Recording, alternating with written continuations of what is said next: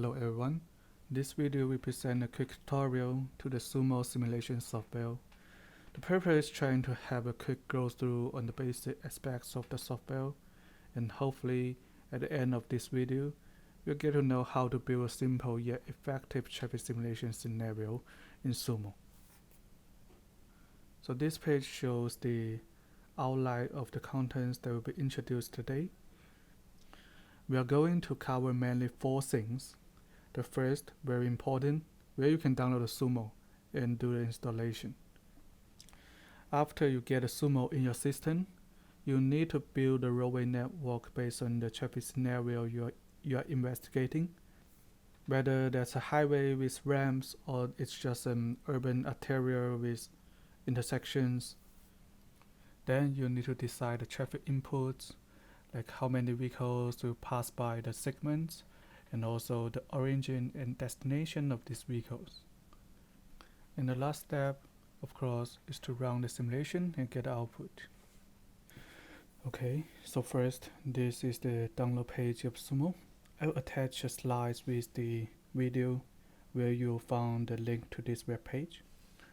And downloading SUMO is just straightforward. Use the button here. If you click on the arrow, there will be Windows, Linux, and Mac OS version. So I'll just use the Windows version here, which is for my computer. And there is the installer. You can just download it and then do the installation. Similarly, if you use Linux or Mac OS, you can just follow the instruction there to do the installation. Okay, next thing, after you get the SUMO in your system, we'll just go ahead to build the roadway network, which will be the base of the simulation. So we'll be using the Netedit function under the SUMO folder. You can just find it in the start menu, or you can just look for the name in the search. On Linux or Mac OS, I think you can do the same thing. Just search for the name there. Okay, so when you get in this window, just click on the file and create a new network there to have a new working space. So you can turn on the grid function. It can help you if you have something on mind that you want to draw. Each of the grid is a 100 meter times 100 meters square. Up here you'll see the network and demand tab. There will be the main tools we will use for creating the whole simulation scenario. We'll refer to them very quickly. So let's go to the first thing if you want to build a roadway network. Click on the Create Edge button up there. This will help you to create some nodes and edge. They are the basic elements of any SUMO roadway network. Let's try to create a highway viewing area here with a main line, an on-ramp, and an off-ramp. Note that the edges here are directional. It only allows the traffic from the beginning to ending point, so make sure you don't inverse the direction there. Now we have this sketch. Let's do some adjustment to make it more real. So click on the Inspect button up there. In this function, you can select edges and adjust its features. The features are shown in the left part where you see many parameters there. You can change things like number of lanes. Here I changed the main line to a 2-3-2 setup for the lane balance purpose. You can also change the speed limit of each edge. Here I changed the speed limit of the main line segment into 30. The unit is meter per second here. And for the ramp, the 2 ramps, I'll just use the default value. The next thing you'll notice probably that the connection at the nodes are weird. For this one, you can adjust it using the Edit Connections function. Just by click on that, it will automatically generate a default connection for the edges before and after the nodes. In most cases, it already makes sense, but you can still adjust it by clicking on the beginning and ending lengths you want to connect, and then click the OK button on the left. Here, I'll just set it back to the default. So I'll also quickly show you how to build the intersection using the function here. Make sure to select the two-way option so you can create two ways of road just by one click. Then an intersection can be just built by 4 clicks. Then you can do all the same things there, the connections, the number of lanes, the speed limit. And you can also add traffic light using the edit traffic light button, where you can set the phase length, phase order, all the things there. For now, let's come back to the highway weaving zones we just create. We'll use it for the following simulation scenario, but of course, you are very encouraged to explore more in the future practice. Alright, so now we have this network built. The next thing we want to do is to add the demand. Let's go to the demand tab and click on the vehicles button. Here you will see a lot of things. If you look at the job menu of vehicles, there are 6 options. Basically, you can add a single vehicle to the row, or you can add a flow, which is a combination of vehicle in a period of time. So here you see 2 types of vehicle and 3 types of flow. Each of them can be a bit different, but in most of cases they can be alternatively used. I'll put the link to the complete documentation in the attached slides there. For now, let's use the from to flow. Particularly, we want to add 4 sets of flow from the main line to off ramp, main line to main line, on ramp to off ramp, and on ramp to main line. The way to add a new flow is also easy. You can just select the beginning edge, then the ending edge. They will show as blue and green edges respectively, with a curve connecting them. Then you can just adjust the features of this flow. For example, you can change the depart length. Here we set to random. We also change the depart speed to 30 to be consistent with the speed limit of this segment. Another important thing of a flow is its attributes. This basically says how many vehicles will be input into the simulation. Here we set it to be 3000 vehicles per hour and persist for 600 seconds, which is 10 minutes. Then you can just click finish to complete the creation. With that, you can simply inspect the features of the created flow using the inspect button. They will show you all the information, including the direction and also flow attributes, all the needed things. Okay, we'll just continue to finish the creation of flow on the other 3 directions. Here I set it to be 1000 for the on-ramp flow and also 1000 for the off-ramp flow, and 500 for the flow from the on-ramp to the off-ramp. Another thing we want to be aware of is that here for each created flow, we actually have assigned vehicle type features for them. This will decide the vehicle behavior in this flow group. So to change or to modify the vehicle behaviors, we'll go to the vehicle types button. In default, there's a default V type group, so we can change all the behaviors of this group, including the car following model they follow and also the parameters of the car following models there. Essentially, you can change all the behavioral parameters of this vehicle group, but as you can see, there are a lot of gray boxes there that Netedit won't allow you to directly change them here. We'll deal with them in the last pieces of this video. So except for modifying the default vehicle type, you can also create a new vehicle type.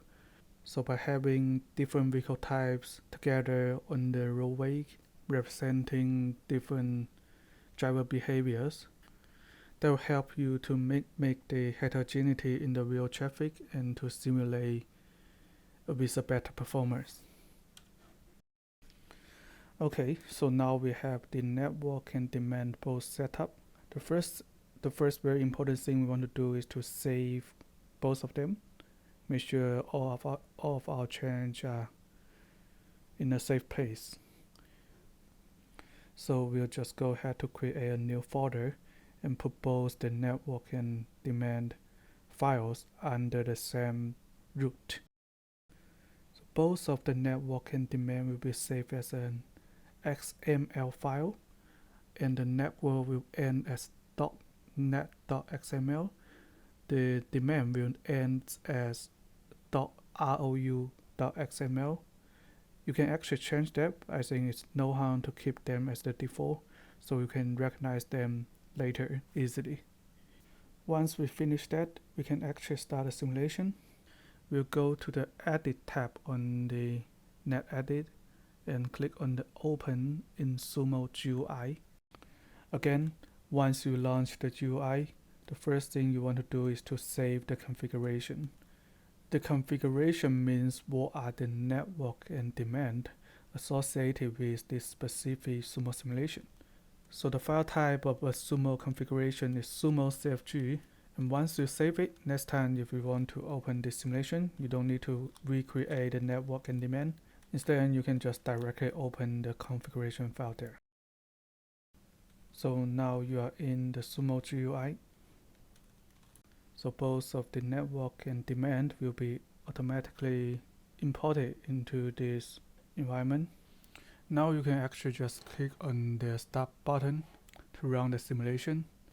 Note that if you want to observe the simulation, you want to set the delay to a positive value instead of 0.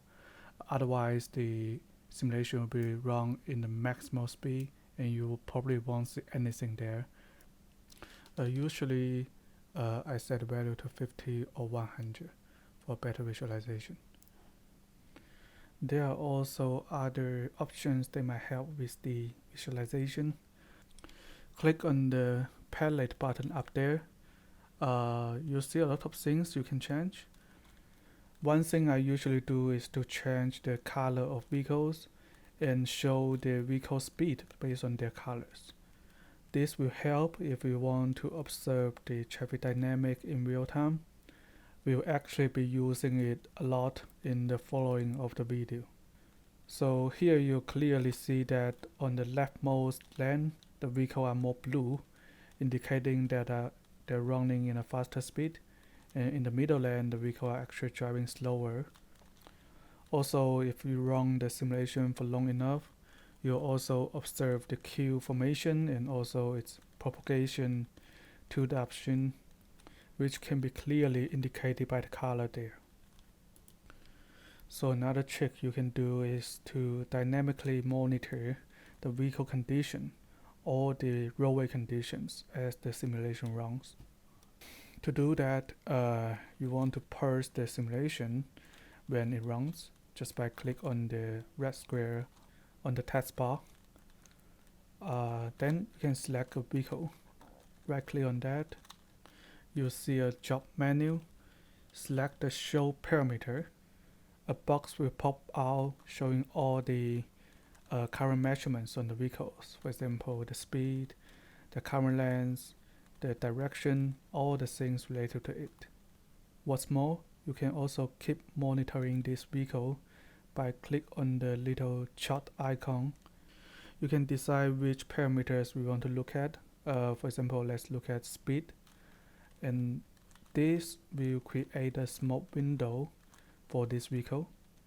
As the simulation runs, this window will keep showing the current speed of this vehicle until it leaves the network. Except for vehicle, you can also look at the features of a lane. Just right click on any lane you want to look at. You will similarly show a box with the measured parameters. Sure, you can also keep on track of a specific parameters based on your interest. Right, so now we have run the simulation, do the observations. Next thing we want to do is to output the results. This cannot be done on the GUI, so we'll have to do some adjustment on the source configuration file. Let's open the SUMO config file by a text editor. It can be a notebook or you can use any text editor you prefer to use. Opening it will give you these things. So originally we only have the inputs, which are the demand and network file we already know. To have the output, we'll add another output class. Just follow the same thing I'm doing on the video. Essentially, what we are doing is to add parameters for the configuration, so the SUMO simulation knows where to output the results. I will also copy this sentence into the attached slides with this video, so you don't need to write it by hand. With that, you can just run a simulation. You don't need to look at it, so just set the delay to 0 and the simulation will finish in a second. Then the results will be just shown in the folder you set.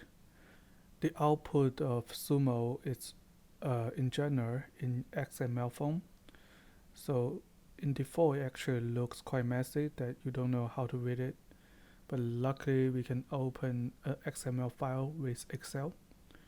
So just right click on the results and then open it with Excel and use the default setting of Excel. Click OK. It might take a while, especially when the output is large, but in the end what you see is basically like this. There will be two main types of information be output. First, the left part will be the vehicle information and right part will be the edge information. Let's say we want to look at the vehicle information only. Then we can use the filter at ID2 to select all the rows with a blank ID2. This will be the vehicles, because vehicles are identified by ID in the second column but not the ID2 column. So the vehicle ID can be read in this way. It starts with a flow because all of our vehicles are creating by a specific flow.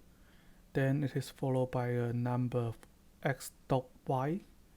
The number before the dot is the flow's number. Recall that we have 4 directions of flow, so there will be flow 0, 1, 2, 3. The number after the dot is an generated ID for the vehicles in each flow, ordered by the time of generation. So basically we can filter a specific ID of vehicle and we can see all the dynamics of it during the whole simulation.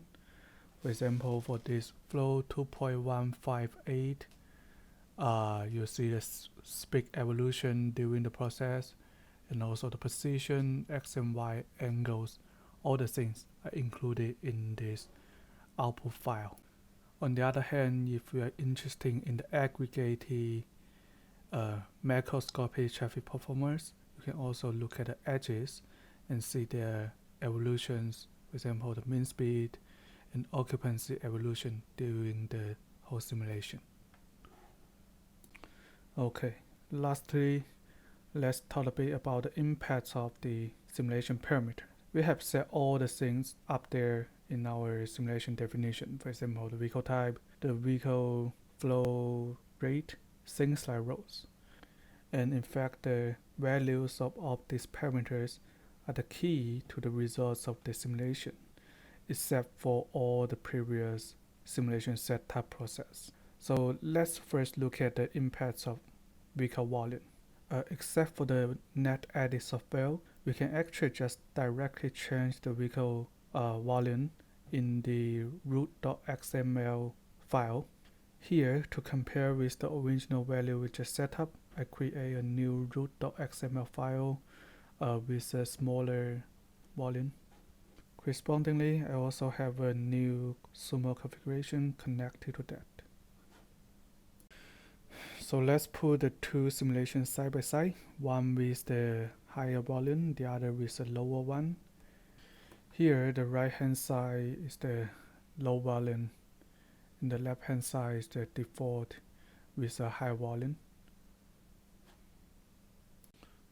Unsurprisingly, you'll see some queue formation and propagation on the left hand side, but on the right hand side you'll see all the vehicles flow freely. So basically all the vehicles are in blue. indicated that they are in a free flow condition.